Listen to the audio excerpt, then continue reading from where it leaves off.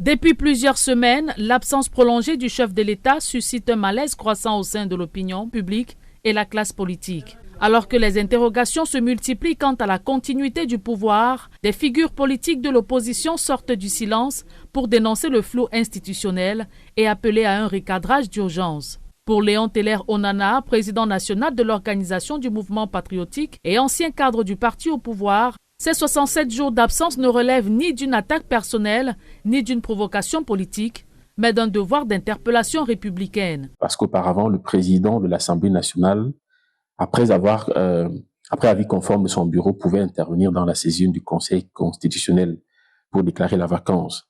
Donc cette compétence lui a été retirée.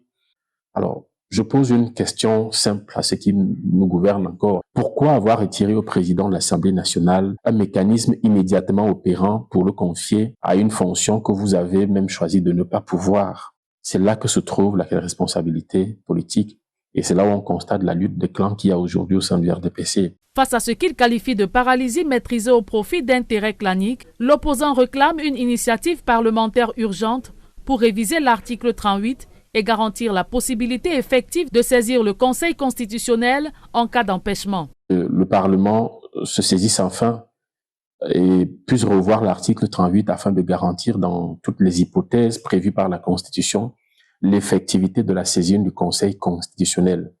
Deuxièmement, il est désormais temps de constitutionnaliser les conditions du séjour prolongé du président de la République à l'étranger.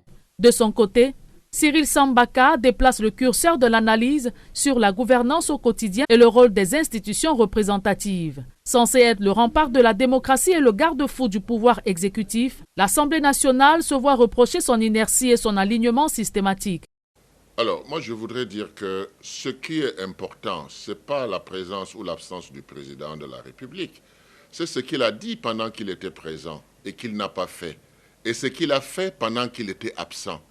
C'est à ce niveau qu'il y a un problème. Je pense que ce qui serait important, ce serait que notre Assemblée nationale, pour une fois, puisse recadrer les choses et que nous puissions avoir une lisibilité à ce qui se passe dans la République, parce que nous sommes très très loin de ce qu'on peut appeler une République.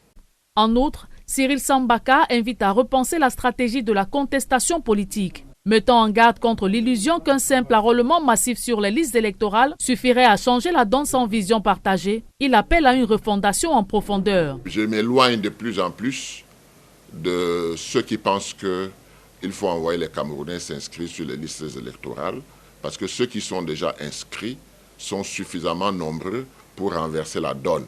Tout ce que les Camerounais demandent, c'est de voir une opposition unie. Et ça, ils y tiennent. Alors que les incertitudes persistent, ces deux prises de position illustrent la gravité du moment politique au Cameroun. Entre la crainte d'une crise d'institutionnalisation liée au mécanisme de succession et l'exigence d'une alternative politique consolidée, le débat sur l'absence présidentielle dépasse la simple vacance du pouvoir. Il pose la question du modèle de transition et de la sauvegarde de la continuité de l'État.